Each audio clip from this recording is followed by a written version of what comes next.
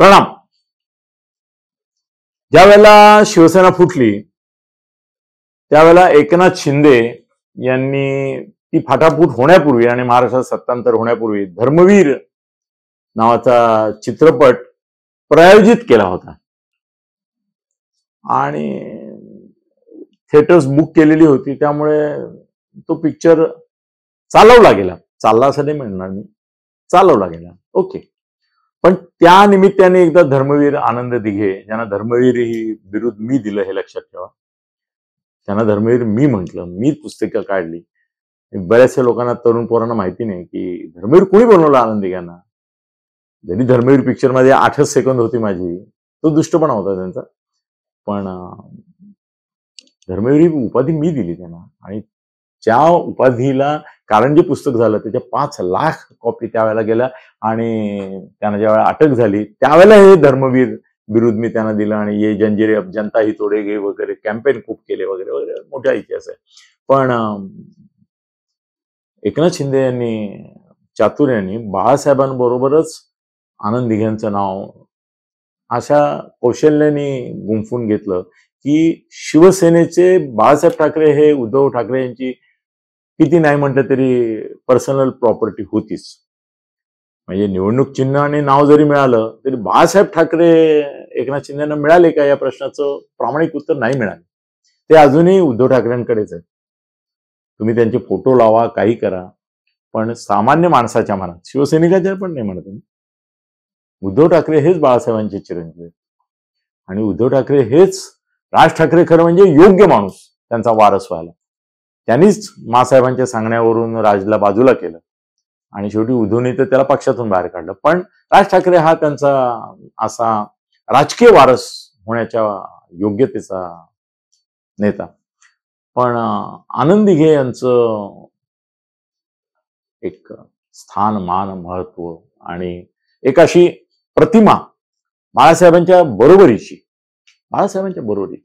अशी शिंदे साहेबांनी निर्माण केली या शंकाने. धर्मवीर चित्रपटापेक्षाही पलीकडे जाऊन त्यांनी ज्या पद्धतीने आनंद दिघ्यांच्या प्रतिमेचा वापर केला त्यामुळे आनंद दिघ्यांना एक महत्व निर्माण पुरत नव्याने झालं. नाही तर ठाणे जिल्ह्यापुरतं मर्यादित त्यांना बाळासाहेबांनी ठेवलं होतं. कधीही किती वेळा मी आनंदला म्हटलं, दिघे साहेबांना म्हटलं की अरे झालं पाहिजे महाराष्ट्रामध्ये, क्रेज आहे तुझी.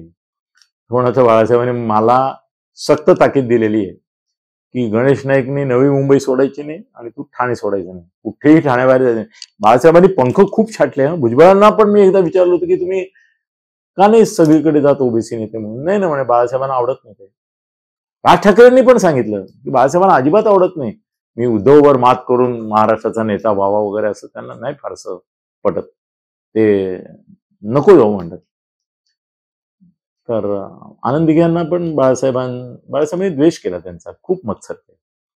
पण तरी देखील त्यांना एक स्थान, मान, प्रतिष्ठा असं शिंदे साहेबांनी मिळवून दिली होती. आणि धर्मवीर चित्रपटातच असं नाही, त्यांनी ज्या पद्धतीने आनंद दिघ्यांचं नाव आपल्या शिवसेनेशी जोडलं होतं त्यामुळे हे ते मिळालं होतं महत्व. पण आता लोकसभा निवडणुकीच्या प्रचारामध्ये एकनाथ शिंदेच्या जाहिरातीत त्यांचा फोटो आहे, या पलीकडे आनंद दिघ्यांचा सहभाग मला नाही दिसत कुठे.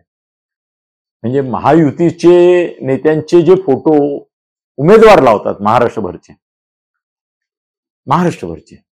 महायुतीचे, त्यांच्यात आहेत ना इतक्या पक्षांचे उमेदवार, त्यात कुठे दिघे साहेबांचा फोटो मला दिसत.